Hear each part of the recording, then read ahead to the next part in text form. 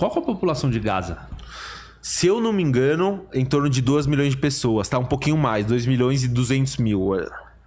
Desses 2 milhões, o Hamas tem quantos? É que o Hamas é a ideologia, né? Não é o grupo terrorista, mas o Hamas ele instalou a ideologia. Vamos falar em proporção? Eu acredito que se eu tiver 15% dos palestinos na faixa de Gaza, se eles quiserem a paz é muito. O resto, os 85%... Vamos pensar então nos inimigos de Israel lá que, querendo ou não, a guerra não acabou, né? Você tem, então, ao norte, na verdade, você tem o Egito ali, que querendo ou não, é uma preocupação da fronteira. Apesar de a gente ter paz com o Egito, você pode ter sempre grupos terroristas que vêm e se infiltram pela fronteira egípcia. Até, por exemplo, Israel fez a fronteira justamente para armas não entrarem na faixa de Gaza, só que as armas entravam pelos túneis na fronteira do Egito. Então, apesar da gente ter, sim, um acordo de paz com eles, você pontuou muito bem, existe sim essa preocupação que algo possa ocorrer. No norte, qual que é a grande preocupação? No norte é Hezbollah no Líbano, né? Até então tinha o exército sírio, que era inimigo israelense, mas há mais de 50 anos não existiam combates entre si. E agora você tem esse novo governo sírio, onde a mídia brasileira tenta colocar eles como liberais e que isso foi bom e foi positivo para o mundo com que o Assad saiu. Foi positivo porque um ditador que está lá há muitos anos e que fez a população dele sofrer, caiu depois de muito tempo. Só que quem tá assumindo a Síria não vai ser melhor que o Assad, vai ser pior, tá? O próximo perigo extremista islâmico que o mundo sofre vai ser o califado islâmico que vai ser criado dentro da Síria. E anotem minhas palavras e me cobrem daqui a alguns anos. Depois que o regime iraniano cair, que é o regime que financia o grande parte do terrorismo no mundo, o grande problema de jihadismo e terrorismo no mundo vai ser o califado islâmico que vai se tornar dentro da Síria. Isso eu explico a vocês porque o Al-Juani, que é o líder político, que é a pessoa que vocês veem hoje na TV, que é o grande representante dos supostos rebeldes, não são rebeldes, são terroristas para mim. Ele é um cara que ele é radicalizado na Al-Qaeda. É um cara que ele viveu muito tempo em Bagdá, no Iraque, combatendo os próprios americanos. É um cara que depois que ele saiu da Al-Qaeda, ele foi pro Daesh, pro Estado Islâmico. E todo mundo viu o que o Estado Islâmico e a Al-Qaeda fazem. O que acontece? Qual a grande diferença? O jihadismo moderno ele é diferente do jihadismo antigo. Eles viram que se eles vierem com a jihad total e completa, que é o que está acontecendo hoje, nos dias de hoje, na Europa, aqui no Brasil e no mundo inteiro, é muito difícil deles ganharem. Então eles precisam o quê? Da paciência. Eles precisam se vender com o quê? Como se eles fossem neutros e como se eles tivessem pego o poder e que eles não querem causar mal nenhum. E isso não é verdade. A Síria vai se tornar um grande ponto de preocupação de direitos. E a Síria é grande, né? A Síria é gigantesca. E o que vai acontecer com os cristãos, os católicos que estão lá, as mulheres, as minorias que estão lá? É muito preocupante. E outra, e entre essas jihad, uma e outra, e coisa que ninguém aqui no Brasil fala, são os grupos terroristas e as células terroristas em território brasileiro que hoje existem. E não são poucas, são muitas. A gente está falando de Hamas, a gente está falando de Hezbollah, a gente está falando de Al-Qaeda, Daesh, o ISIS. Esse final de semana a gente teve um cara do ISIS preso aqui em São Carlos. Por quê? Foi o Mossad que passou essa informação para a Polícia Militar de São Paulo. E por que passou para a Polícia Militar? Porque a última vez que passou para a Polícia Federal, em janeiro, que prenderam os brasileiros que foram para o Líbano se radicalizar, que eram lá de Goiânia e de Brasília, o Dino, então ministro da Defesa, vem falar que não tem interferência internacional na política brasileira. Mas veja bem, não é interferência. É simplesmente fazer... Cooperação. É cooperação e fazer o papel que a Polícia Federal não é capaz de fazer. Não digo por questões práticas, mas às vezes por questões de acesso à tecnologia e acesso a informações que eles não tenham. Mas se a gente fosse pontuar, lá na Síria, o Assad tinha... Como você consegue definir o governo? Que ele tinha... a questão dos rebeldes é uma agitação popular interna? É uma coisa externa? É um movimento externo totalmente preparado pela Turquia, né? A Turquia preparou, equipou e treinou esses rebeldes que são terroristas a darem esse golpe político na Síria. Obviamente que não existia a ideia, nem imaginaram que ia ser algo tão direto e tão eficaz e tão rápido. Foi como muito aconteceu. rápido. O que acontece? A própria população, então vamos falar a população síria, né? O exército sírio, que era, querendo ou não, indiretamente leal ao Assad por estar no exército, eles mesmos estavam de saco cheio. Então quando os rebeldes eles começam a tomar grandes áreas como Homs é uma cidade próximo da costa da Síria, onde se você toma lá, você consegue bloquear o acesso. É a única estrada vindo da costa para Damasco, que é a capital que é a capital da Síria. Então, quando o exército sírio vê que os rebeldes estão começando a tomar grandes cidades vindo da Síria, eles falam, sem dar um tiro? Eles falam, opa, eu? Ganhando uma miséria, vou lá lutar por esses caras? Eles eram leais ao Assad, tanto que o Assad sobreviveu à Primavera Árabe, né? Sim, mas na verdade o Assad ele sobreviveu à Primavera Árabe por ajuda do Hezbollah e dos russos. Certo. Então, quando vem a Primavera Árabe, o Hezbollah lança um contingente gigantesco para território sírio e os russos também vêm com os Spetsnaz e GRUs e forças especiais lutar dentro de território sírio. Foi por causa disso que o governo do Assad sobreviveu à Primavera Árabe, porque é um exército totalmente sucateado. O que acontece? Hoje a Rússia está totalmente enfraquecida pela questão de 2 anos de guerra na Ucrânia, certo? E o Hezbollah está totalmente enfraquecido pela guerra com Israel. Então o eixo iraniano, o próprio eixo do mal iraniano nunca imaginou que o governo de Damasco ia cair. Por quê? Porque o governo de Assad era tão importante para o Irã. Porque todas as armas tecnológicas, mísseis de longo alcance, grandes armas que o governo iraniano queria ceder ao Hezbollah, eles chegavam no aeroporto internacional de Damasco e iam de caminhão pela fronteira para o Líbano. E é justamente hoje por isso que Israel, quando viu essa oportunidade de tomar toda essa região que é à beira da fronteira entre o Líbano e a Síria, Israel foi lá e mandou o exército. Porque é a chance da gente evitar com que armas de grande tecnologia e às vezes até armas químicas caiu na mão do maior grupo estatal armado, não estatal armado. Então também foi um tiro do pé, né? Toda essa articulação. Porque de um lado, quando o Irã começa a articular o Hamas contra Israel, enfraqueceu o Hamas dentro do próprio território sírio. Exatamente. E aí abriu espaço... Não só o Hamas, todas as facções palestinas e todas as facções financiadas pelo governo iraniano. Porque o Al-Juani ele percebeu que se ele se manter próximo do governo iraniano, ele vai ter a mesma consequência que o Hezbollah e o Assad, ele vai ser atacado por Israel. E hoje ele não está em condições de conseguir manter uma guerra contra Israel e fazer a própria gestão da guerra civil síria, que é o que vai acontecer. Vai ter a guerra interna entre os curdos e os diversos grupos de terroristas e rebeldes para ver quem vai realmente tomar o poder. E ele viu que para ele fazer a jihad dele, ele precisa instalar paciência. Certo? Israel agora atacou e destruiu praticamente 85% da capacidade militar síria. Por mais que o exército tinha desertado, atacaram os barcos, os navios, a força aérea. Então praticamente 90%, 85% a 90% da capacidade militar do exército sírio foi neutralizada e capacitada. Agora... a gente tem que pensar que, de novo, é a mesma coisa como... E isso quase aconteceu no Hezbollah, tá? O Hezbollah ele tem grande influência dentro da política libanesa, mas não total. Agora, o Al-Juani, ele vai ter... se ele realmente toma o poder na Síria e ele vai governar, ele vai ter influência direta totalmente num país. Então vai ser mais ou menos o que acontece lá no Afeganistão, que é o Talibã reinando num país. A gente vai ter um grupo terrorista...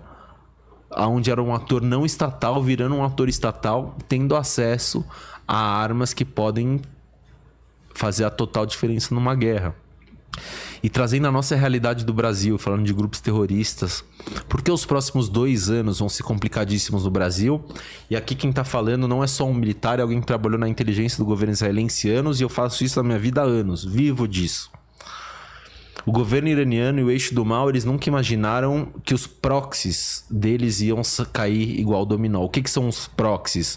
O Irã, como está muito longe de Israel, ele acaba financiando grupos terroristas que ficam nas fronteiras próximas para você fazer uma guerra por correspondência. Então, meio você começa a enfraquecer o seu inimigo com atores não estatais para depois você vir fazer um grande ataque. Com o exército, né? Exatamente. Então foi o caso do Hamas e da Jihad Islâmica em Gaza, do Hezbollah no norte, no Líbano, dos Houthis no Iêmen, né? Das próprias milícias iranianas no Iraque. Então, durante anos, o governo iraniano despeja bilhões de dólares neles e em um ano de guerra, 70% desse poder bélico foi caindo. E o que acontece? Existe uma unidade do Hezbollah chamada Unidade 429, onde essa é uma unidade de ações estrangeiras. Eles foram os responsáveis também pelos atentados que tiveram em Buenos Aires em 92 contra a Embaixada Israelense e em 94 contra a AMIA, que era uma sinagoga em Buenos Aires, certo? O que acontece? O Irã tá ficando sem proxy para operar. Ele vai começar a operar onde? Aonde ele se financiou, aonde ele se preparou e aonde ele tem porta aberta. E aonde é isso? É na América Latina. E quais são os únicos 2 países que eles têm realmente hoje porta aberta? É o Brasil e a Venezuela. O Hezbollah, há mais de 2 anos, existe uma luz verde para que um atentado terrorista aconteça no Brasil. Para que um atentado terrorista em grande escala aconteça no Brasil. E digo mais, desculpe te interromper. Esse atentado ele só não aconteceu até agora porque o Mossad acabou informando autoridades brasileiras e evitaram com que isso acontecesse. A gente tem, aqui no Brasil, vamos supor, a gente tem células, como você falou, né? Exatamente. Tem células, tem grupos que estão se organizando, mas estão se organizando militarmente, estão se organizando para doutrinar e, digamos, existir ali uma reunião, ó, vamos falar aqui a nossa versão sobre a guerra, sobre os atentados, porque existe o grupo X, o grupo Y. Desde 94, que foi o último atentado em grande escala feito por um grupo terrorista na América do Sul que aconteceu, que foi a explosão da sinagoga da AMIA em Buenos Aires, eles começaram a mudar o modus operandi deles. Então eles começaram a fazer alianças com o narcotráfico, então, por exemplo, com o PCC aqui no Brasil, ou até com outros grupos como as Farc também na região do Peru e da Colômbia. Eles começaram a ver que a América do Sul era muito mais aproveitável para eles lavarem dinheiro, terem trocas de informação e terem proteção a membros da comunidade libanesa que eram presos e precisavam de proteções naqueles locais. Então, por exemplo, se você tem um membro da comunidade libanesa que faz parte do Hezbollah e é preso hoje aqui no Brasil, ele vai para uma cadeia, quem toma conta da segurança na cadeia não é o Estado, é o PCC, certo? Então, o próprio cara do Hezbollah vai avisar, ó, tem um irmão meu aí, por favor, preciso que você ajude ele. Então eles começaram a ver que era muito mais vantajoso não fazer atentados terroristas na América do Sul. E isso mudou. Isso mudou quando? No governo, mais ou menos, começou no governo Jair Bolsonaro. Por quê? Porque o próprio Departamento de Estado americano começou a combater muito mais forte o Hezbollah na América do Sul, chegando via os cartéis colombianos vendendo todo o tráfico de cocaína e tráfico de drogas. Então isso começou com uma investigação dentro dos cartéis colombianos e começou a expandir para o financiamento deles.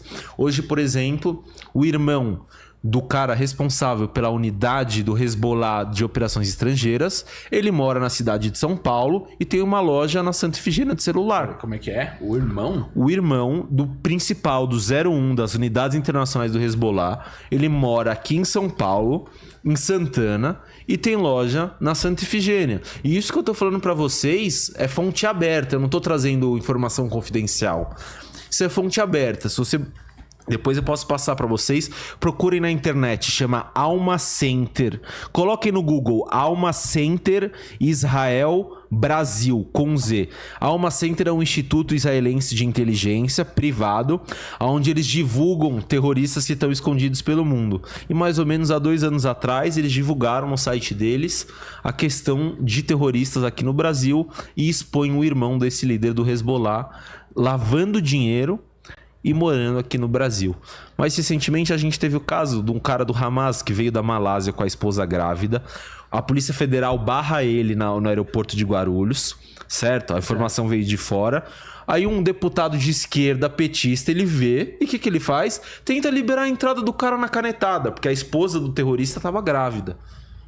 Ou seja, o deputado, aonde o dever dele é zelar pelo país e pela população, sabe que você tem um terrorista querendo entrar aqui. A Polícia Federal faz o trabalho dela, para o cara, não deixa que o cara entre e ele tenta na canetada fazer o filho da puta entrar no país. E o que deu? Não entrou. Não entrou? Extraditou. E o que eles fazem, os terroristas? Não só os terroristas, tá? A gente teve muita gente do governo Assad nos últimos 5 anos vindo pro Brasil, com mulheres grávidas. Isso daí é uma estratégia, porque a pessoa chega aqui, tá grávida, o filho nasce e ganha cidadania. Exatamente, você não pode ser extraditado. Aí já era. Aí é brasileiro. Ou seja, agora, todos os caras do Assad que ganharam a nacionalidade, o regime deles caiu. Justamente, eles fizeram isso pra esse momento. Se pedir a extradição desses caras, não dá. Por quê? São brasileiros agora. Como que você vai extraditar um brasileiro pra outro país pra ele ser julgado lá? Não pode. E aproveitando, você estava falando... Esse esquema eu vi que tem um esquema dentro das organizações que meio que... Não é que...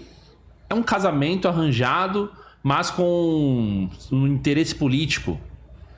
Meio que as pessoas elas casam e têm filhos e vão para outros países por interesse político.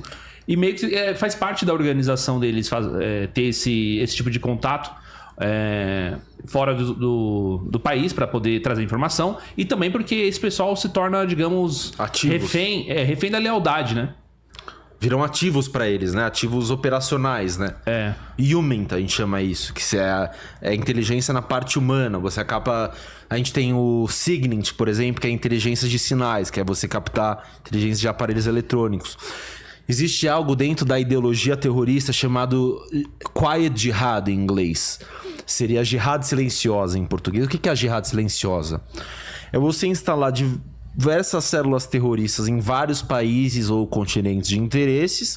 Essas pessoas são treinadas, capacitadas e armadas. E elas são uma bomba relógio esperando para agir, certo? Vai chegar em um certo momento onde vai ser dada a ordem que todos eles têm que agir. E essa jihad silenciosa, ela passa de ser uma jihad silenciosa para uma jihad bem barulhenta. Isso a gente tá vendo, por exemplo, na Europa. Paris, acabou. Eu cresci na Europa. A gente falou aqui no começo. Paris acabou. Londres acabou. Você tem hoje prefeitos em cidades da Inglaterra que são muçulmanos. Você tem bairro... E quando eu digo muçulmanos, não é só a religião. Se fosse só isso, seria ótimo. Tem uns muçulmanos que são, entre aspas, ocidentalizados. Exatamente. Tem outros não. Na verdade, é o cara que ele entende que a religião muçulmana nada mais é do que uma religião e ele vai seguir e vai viver a crença dele. No Alcorão, em nenhum lugar diz que o certo é matar ou morrer pela causa. Acontece que houve eles deturparam o que está escrito no Corão para justamente criarem uma ideologia terrorista. Isso foi criado lá pela Irmandade Muçulmana, lá atrás. Você sabia que existe curso superior reconhecido pelo MEC em apenas 3 meses? Sim, existe, pessoal. De acordo com a Lei de Diretrizes e Bases de Educação 9394/96 e de acordo com o MEC.